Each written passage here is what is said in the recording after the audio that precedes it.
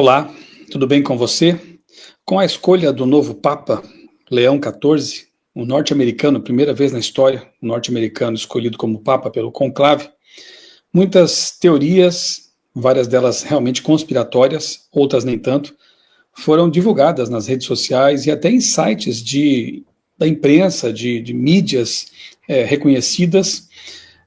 Apocalipse 13, Apocalipse 17, curiosamente, estiveram aí no olho das discussões, no centro das discussões, e isso nos dá uma pequena amostra de como realmente, dependendo aí do que acontece no mundo, dependendo do mover das peças no tabuleiro da história, assuntos que antes eram debatidos aí no âmbito das igrejas, eram foco de pessoas que têm interesse específico por profecias, acabam ganhando grande público, graças à divulgação da chamada grande imprensa. Nós sabemos que isso vai acontecer no futuro com relação à discussão entre sábado e domingo. Hoje ainda vemos em podcasts, alguns programas, debates, alguns influenciadores, até pastores evangélicos criticando os que guardam o sábado e etc. Mas nós sabemos e aguardemos, porque isso vai acontecer, que haverá em tempos futuros um amplo debate com relação a isso. Ellen White chama de agitação dominical. E aí esse assunto, à semelhança do que vem acontecendo agora com a eleição do novo Papa, esse assunto também será alvo de debates, tema de podcasts, entrevistas e documentários e etc. Até porque as pessoas precisam ter um esclarecimento com relação ao assunto para tomarem a decisão delas. Muito bem, e aí, após a eleição do Papa, Francis Prevost, Robert Francis Prevost, a gente viu aí uma série de portais, como o G1, por exemplo, da Globo, falando do assunto. E eu quero compartilhar com você um post no meu blog, outraleitura.com.br. Enquanto eu coloco aqui na tela, quero já convidar você mais uma vez a se inscrever aqui no meu canal, se você não fez isso ainda, acionar o sininho para receber as notificações de novos conteúdos, dar o seu joia se gostou do conteúdo, compartilhar com seus amigos também, fazer aqui seus comentários respeitosos com relação ao assunto, e quero convidar você também a fazer parte do meu canal no Telegram ou do meu canal no WhatsApp. Por quê? Ali compartilho todos os dias vídeos, textos, artes, para você também compartilhar em suas redes sociais, relacionados com o projeto Revivados por Sua Palavra. Projeto abençoado, promovido pela Igreja Adventista Mundial, com o propósito de nos motivar a ler todos os dias um capítulo da Bíblia. Lendo um capítulo por dia, em 3 anos você lê a Bíblia mais uma vez, toda. E é uma bênção, tem sido realmente uma experiência maravilhosa. Eu me propus, nessa nova fase, além dos textos que eu já escrevi em anos anteriores, essas artes também, gravar um vídeo e soltar um vídeo por dia aí no meu canal. Então você pode receber esses conteúdos gratuitamente todos os dias num desses canais aí, no Telegram ou no WhatsApp. Vou deixar aqui na descrição do vídeo o link para que você possa fazer parte desses canais, ou de um deles, tá bom? Vou deixar também aqui vários vídeos já disponibilizados aqui no meu canal, um vídeo muito bom também do pastor Eleazar Domini, do canal Fala Sério Pastor, sobre a tal teoria dos 7 papas, tá bom? E eu vou ler aqui para você então o que eu escrevi no meu blog. Imprensa fala de Apocalipse 13 e mira adventistas. Com a escolha do cardeal americano Robert Francis Prevost como novo Papa, que escolheu para si o nome de Leão XIV, e eu já fiz um vídeo também falando disso, Por que Leão XIV? O que essa, digamos, dinastia dos papas, os leões aí, tem que ver com esse novo Papa, O Papa Leão XIII, como foi o pontificado dele, o Leão I que inaugurou essa sucessão de papas com o nome de Leão. Então eu vou deixar aqui na descrição para você dar uma olhada também nessa análise que eu fiz, tá bom? Então, com essa nomeação dele, vários veículos de comunicação deram destaque, não apenas à eleição do conclave, mas também a profecias apocalípticas e a teorias mirabolantes, como as de Nostradamus e de São Malaquias, segundo a qual os montes de Apocalipse 17 seriam papas, uma clara distorção da interpretação bíblico-historicista, mas infelizmente também adotada por alguns poucos adventistas. E aqui está um link então para você conferir isso aí, tá? É curioso ver esse interesse de jornalistas pelas profecias, ainda que, infelizmente, divulguem muitas inverdades. E um detalhe que se percebe nessas ocasiões é que os adventistas ficam debaixo dos holofotes. como estudiosos das profecias e, infelizmente, também como alarmistas de plantão, como alguns sites nos consideram, né? Então, aqui abaixo eu coloquei alguns trechos da matéria publicada no portal G1 da Globo. Abre aspas. Após o anúncio nesta quinta-feira, lá no dia 8, do nome do americano Robert Francis Prevost como novo Papa, começaram a pipocar nas redes sociais menções ao Apocalipse, o último livro da Bíblia. As postagens fazem referência a um trecho do capítulo 13, que trata sobre a emergência de duas bestas, uma da terra e outra do mar, que simbolizam, respectivamente, o poder político e o poder religioso. Até aqui está interessante, né? Como Leão XIV, novo líder da Igreja Católica nascido nos Estados Unidos, país mais poderoso do mundo, esse trecho é interpretado como um sinal do fim dos tempos. Juntam-se a isso os fatos de o nome do novo Papa ser Leão, aqui já começa a coisa a complicar, né? Característica da besta da terra, e a gente sabe que não tem nada a ver, né? A besta da terra realmente aparece ali, melhor dizendo, a besta do mar, aqui eles confundem, né? A besta do mar, Apocalipse 13, que apresenta, entre outras coisas, características de leão, né? Mas o que tem a ver com o nome Leão de um Papa ali? Então os papas anteriores também teriam relação com a profecia, por terem o nome de leão, né? Então a gente sabe que ali é um símbolo que remete à Babilônia, porque aquela besta, ela mescla características das bestas anteriores, né? Aquela besta ali, que é o papado, ela traz ali características de leão, de leopardo, né, de urso, e isso remete a Daniel capítulo 7. Aqueles que conhecem a Bíblia e as profecias não se permitem, né, ser levados por esse tipo de texto especulativo aqui, né? Que comete também um deslize de associar com a besta da terra e não do mar. Embora essa represente o poder político e não religioso. A confusão foi deles aqui, né? 14, que por acaso se segue ao 13, número do capítulo. De novo, né? Outra bobagem aqui, né? O que tem a ver Apocalipse 13 com Leão 13? Sem contar que essa questão aí da quebra de capítulos e versículos é sabido que não é original da Bíblia, né? Foi uma invenção posterior, muito útil, por sinal, mas não é bíblico, né? Quebrar a Bíblia organizá-la em capítulos e versículos foi uma invenção bem posterior aos autores bíblicos. Nos tempos bíblicos eles usavam rolos, né, pergaminhos, iam desenrolando, e você nunca vai ver Jesus dizendo assim, nunca lestes em Isaías 53? Não, eles citam no máximo o profeta, e aí a pessoa que tinha que se virar, ir lá no rolo e localizar o texto, né? Então, associar capítulo 13 de Apocalipse com Leão 13 não tem nada a ver, absolutamente nada a ver. Continuando aqui a matéria do G1, trata-se, porém, de uma invencionice, segundo o pastor Kenner Terra, da Igreja Batista Água Branca, doutor em Ciências da Religião pela Universidade Metodista de São Paulo, professor na Faculdade do Instituto Rio de Janeiro, e autor de O Apocalipse de João, Caos, Cosmos e o Contradiscurso Apocalíptico. Ele explica por que o texto ficou conhecido como fonte para o conceito do anticristo.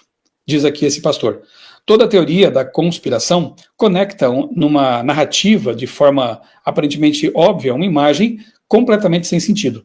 É assim que as teorias de conspiração funcionam. Então, pega o nome Leão, número 13, o Papa, e aí começam as invencionices, que para mim são muito perversas, perigosas e alienadoras. Concordo em parte aqui com o pastor Kenner, mas logo na sequência ele já vai dizer uma coisa com a qual eu não posso concordar. O pastor Kenner Terra explica que a forma como essas bestas são descritas as fazem simbolizar o poder político, no caso da que sai do mar. Na verdade, a que sai do mar é o poder religioso, né? E o poder religioso, no caso, a que sai da terra. A que sai da terra, a gente entende como sendo Estados Unidos, essa sim o poder político. Na visão conspiracionista, quando essas duas acontece o fim dos tempos. Só que, como explica a Terra, esse trecho, escrito há 2000 anos, era uma crítica ao imperador romano Nero César. Aí está o erro, né, do preterismo, que é também a visão adotada pela Igreja Católica, né? Para eles, a besta ali descrita e denunciada no Apocalipse é Nero. Acontece que, depois podemos pegar a Bíblia aqui para ler algumas coisas, a gente vê que não fecha a conta. Depois eu abro com você a Bíblia e a gente confere. No Apocalipse 13, o visionário que se chama João, profeta na verdade, né, faz uma crítica a um imperador romano. Como ele faz essa crítica? Ele vai usar umas imagens, né, do seu tempo. O fim do capítulo 13 do Apocalipse também cita o famoso número 666, conhecido como o número da besta, inclusive na cultura pop. A banda de heavy metal Iron Maiden, por exemplo, fez uma música sobre ela. diz o versículo 18, aquele que tem entendimento, calcule o número da besta, porque é o número de um homem. Número humano, né, no original grego. E o seu número é 666. As postagens nas redes sociais também fazem referência a esse fato, para associar o novo Papa ao Anticristo. Inclusive, pelo fato de ser Leão XIV, que se segue ao número 13 do capítulo em questão. De novo, quem faz isso realmente está cometendo um crime escatológico interpretativo, né, hermenêutico. Bom, o outro texto interessante, esse aqui foi mais preciso, publicado no site Termômetro da Política. Olha só, um site de política tratando de profecias. Isso é bem interessante, né? Então, eu destaquei aqui também o texto deles. Aqui está o link, né, para você conferir a matéria na íntegra no original. A morte do Papa Francisco, em 21 de abril de 2025, reacendeu nas redes sociais uma teoria da conspiração. Note que aqui eu vejo a mão do inimigo, né, tentando colar na expressão teoria da conspiração, não só ideias que realmente são mirabolantes, como também qualquer tipo de interpretação apocalíptica. Então isso aqui acaba sendo um problema, né, porque daí quando a gente tenta falar sobre Apocalipse e as profecias, o que vai vir na mente das pessoas é especulações, teoria de conspiração e alarmismo, né, tudo que o diabo mais quer, né, misturar as coisas. E infelizmente muitas pessoas no meio cristão acabam contribuindo para isso, quando defendem teorias, ideias que não tem nada a ver com a interpretação correta das profecias, né? Então, a teoria da conspiração que eles citam aqui é que associa a sucessão papal ao livro do Apocalipse, mais especificamente ao misterioso oitavo rei, mencionado no capítulo 17, porque de fato aqui é uma teoria da conspiração, né? Apesar de sua popularidade em fóruns online e plataformas como o X, especialistas alertam que se trata de uma narrativa especulativa sem qualquer respaldo bíblico, ou melhor, histórico, teológico ou factual. A teoria que circula há anos ganhou novo fôlego com o falecimento de Francisco. Ela sugere que os papas, a partir do Tratado de Latrão, de 1929, que estabeleceu o Estado do Vaticano, seriam 7 reis, descritos em Apocalipse 17, 10 e 11.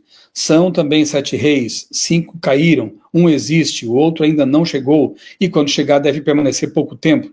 E a besta que era, não é, e também é o oitavo, e procede do 7 e vai à perdição. Já expliquei esse assunto aqui em alguns vídeos também aqui no meu canal, o pastor Eleazar também já fez isso, né? Então os reis, se você ler Daniel com atenção lá, você percebe que reis, eles apontam para reinos em profecia. E o anjo depois vai dizer, não está aqui no texto que foi citado, mas o anjo também vai dizer que são também 7 montes, 7 cabeças, montes e cabeças sempre em profecia apocalíptica representam reinos e não pessoas, tá? Não são indivíduos como os papas. Isso é uma forçação de barra e uma teoria que se aproxima mais daquela de São Malaquias, né? Que é altamente polêmica, né? Segundo os conspiracionistas, o oitavo rei seria o próximo papa, uma figura que, em algumas interpretações, estaria ligada ao anticristo ou ao fim dos tempos. Bom, seria o próprio Satanás, na teoria defendida pelo pastor Samuel Ramos e outros, até que adicionaram uma nova interpretação, né, o remendo de novo na profecia, né, na ideia, segundo a qual o oitavo rei não é mais agora Satanás, mas sim a união entre as duas bestas de Apocalipse 13. Vejam que conveniente, né? Os defensores da teoria apontam que, desde 1929, 7 papas governaram. Pio XI, Pio XII, João XXIII, Paulo VI, João Paulo I, João Paulo II e Bento XVI. E Francisco, então, seria o oitavo. Aí na teoria lá do pastor Samuel Ramos, criaram, né, um critério para chegar até o oitavo, dizendo que, na verdade, o Bento XVI e o Francisco fazem parte da mesma cabeça, porque o Bento renunciou. Onde é que está isso na profecia? Onde é que está? Que critério hermenêutico, interpretativo é esse, né? Quer dizer, vão criando remendos ao longo da história. Agora, o novíssimo remendo é que, não, o oitavo rei não é mais Satanás, mas a união entre Leão XIV e o presidente norte-americano. Isso que é lamentável. E essa matéria aqui está apontando justamente a incoerência deste tipo de ideia, né? Muito bem, alguns ainda conectam a teoria à profecia dos papas, atribuída a São Malaquias, que lista 112 pontífices até o suposto Petrus Romanus, associado à destruição de Roma. No entanto, historiadores consideram essa profecia uma falsificação do século XVI, criada para influenciar conclaves da época. Nas redes sociais, postagens no X amplificam a narrativa, com usuários sugerindo que o próprio próximo Papa será um rival, será um sinal profético, ou até o último antes da queda. Um post viral afirmou o seguinte: se Robert Sarah, ainda estava no páreo na época, né, for eleito, não será apenas o novo Papa, será o 8º rei do Apocalipse 17. O ciclo se fecha. Outros tentaram, ou tentam, adaptar a teoria, argumentando que a contagem de papas pode variar, dependendo da interpretação do Tratado de Latrão. É sempre assim, né? Teólogos e estudiosos, porém, refutam veementemente essas ideias. A interpretação de Apocalipse 17 como uma sequência de papas é uma leitura forçada e descontextualizada, explicou o doutor em teologia pela PUC, Luiz Alberto Deboni, em entrevista ao portal UOL. O texto bíblico fala de impérios e poderes geopolíticos, não de líderes eclesiásticos específicos. E eu gostei do que eles escreveram aqui, ó. A Igreja Adventista do Sétimo Dia, por exemplo, tá vendo como a gente vira alvo dos holofotes nesse momento? Rejeita a teoria dos 7 papas, argumentando que ela mistura método historicista e futurista de interpretação, resultando em sensacionalismo. Exatamente isso, que bom, né? Esse jornalista aqui, no caso, fez o dever de casa. Ele pesquisou, ele foi atrás e viu que a Igreja Adventista realmente não apoia, não endossa a tal teoria dos 7 papas. Quem faz isso, no meio adventista, são pessoas que estão aí trabalhando de forma independente, divulgando suas ideias, mas não em conformidade com aquilo que a Igreja ensina. Além disso, a associação com a profecia de São Malaquias é amplamente desacreditada. As descrições dos papas até 1590 são precisas, mas as posteriores são vagas e genéricas. Isso indica claramente que o livro foi publicado naquele momento, então eles tinham a história para conferir, e depois começa a chutar informações bem genéricas para que se, tipo as de Nostradamus, né? Para que possa ser aplicada a qualquer coisa, a qualquer pessoa, né? Então isso indica que o texto foi escrito no fim do século XVI, né? Afirma Deboni. A Igreja Católica não reconhece a profecia como legítima e o Vaticano não comenta teorias conspiratórias, reforçando seu compromisso com a continuidade do papado, segundo tradições seculares. A narrativa também é alimentada por supostas previsões de Nostradamus que mencionariam a morte de um pontífice muito velho, seguida por um romano de boa idade. Pois é, mas o eleito foi um americano, né? Então, mais uma teoria furada aí. Teóricos da conspiração interpretam isso como um prenúncio do declínio da igreja, mas tais textos não são notoriamente ambíguos e carecem de credibilidade acadêmica. Embora a teoria do 8º rei tenha apelo em tempos de incerteza, sua falta de embasamento a coloca no campo da ficção conspiratória. É natural que eventos como a morte de um papa gerem especulações, mas associar isso a profecias apocalípticas é um exercício de imaginação, não de verdade. Bom, aí eu já acho que, se nós interpretarmos corretamente, podemos sim ver associações, ver o cumprimento profético, mas sempre com muita responsabilidade, entendendo que a profecia trata de tempos amplos, né? Tendências, reinados, e não de uma ou outra pessoa especificamente pontual na história, né? Enquanto o Vaticano se prepara para o próximo conclave, bom, aqui já foi, né? Nota, esse texto reforça que as ideias apresentadas são teorias da conspiração sem qualquer ligação com a realidade, baseadas em interpretações especulativas de textos religiosos e históricos. De novo, aqui eu fico preocupado porque as pessoas passam a ver tudo como conspiração, tudo como ideias estapafúrdias, né? E aí não conseguem separar o joio do trigo. É aqui que o inimigo festeja. No portal Gizmodo, a gente vê isso aqui, ó, que interessante, ó, na escatologia adventista do sétimo dia, a besta fera terrestre, Apocalipse 13, 11 e 18, são os Estados Unidos da América, que farão uma aliança com a besta fera marinha, Apocalipse 13, 1 a 10, o papado. Bem, agora o Papa é americano, será? E aí a gente vê de novo os adventistas, né, no holofote, né, sendo chamada a atenção para isso. Eu coloquei aqui abaixo o vídeo, né, porque o Papa escolheu o nome de Leão XIV. Se não assistiu ainda, está convidado a assistir aqui no meu canal. Aqui um apanhado, né, de vários, olha só, quantos jornais, né? Peguei só 1, 2, 3, 4, 5 aqui, né? Destacando o tema de Apocalipse 13, olha aí. Apocalipse 13 da Bíblia viraliza como profecia após nomeação do Papa americano. Revista Exame, portal da Revista Exame, o site, profecia do fim do mundo. O que é Apocalipse 13, que ressurgiu após o Papa Leão XIV ser eleito? Metrópolis, fim dos tempos, a profecia vem à tona após nomeação do Papa, entenda. Jornal Opção, Apocalipse 13 viraliza como profecia do fim dos tempos após a nomeação do Papa. Veja, revista Veja, verso de profecia bíblica do Apocalipse viraliza após a eleição de Leão XIV. Olha só, como realmente, de repente, esse tema vira assunto dos jornais, né? Isso pode acontecer de novo e de novo, até a volta de Jesus, né? Aqui mais alguns vídeos para você depois assistir, se não assistiu ainda a nossa live, né, eu fiz com o pastor Eleazar Domini, Leão XIV, o primeiro Papa norte-americano, no dia que ele foi eleito, nós fizemos uma análise ampla aqui do assunto. E Papas no Apocalipse, a perigosa semelhança com a profecia de São Malaquias. Muito bem, eu quero dedicar aqui os minutinhos finais da nossa conversa para fazer uma análise rápida aqui de Apocalipse 13. Vou pegar aqui a minha Bíblia e convido você também a abrir sua Bíblia ali em Apocalipse capítulo 13, porque, infelizmente, muitas pessoas vão ler essas matérias nos jornais, nas revistas, né, e não vão checar na própria Bíblia, não vão ler aqui o que o texto diz efetivamente sobre o assunto. Então, resumindo aqui, né, logo no início, João, o profeta, ele diz assim: vi emergir do mar uma besta que tinha 10 chifres e 7 cabeças, e sobre os chifres 10 diademas, e sobre as cabeças nomes de blasfêmia. A besta que vi era semelhante ao leopardo. Olha aí os animais que vêm lá de Daniel 7. Com pés como de urso, boca como de leão, são os impérios sucessivos, né, que ali em Daniel são apresentados.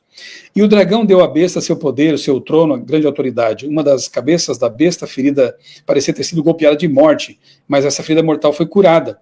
E a gente entende isso aqui, e é bom destacar também que não somos os únicos adventistas que entendem dessa forma. O próprio Isaac Newton, né, no seu livro lá sobre Daniel e Apocalipse, ele já trazia alguma coisa aí sobre o princípio de ano de interpretação profética, né, a identidade aqui de algumas figuras do Apocalipse e Daniel, e vários outros protestantes têm uma visão parecida com essa, né, então é importante destacar isso.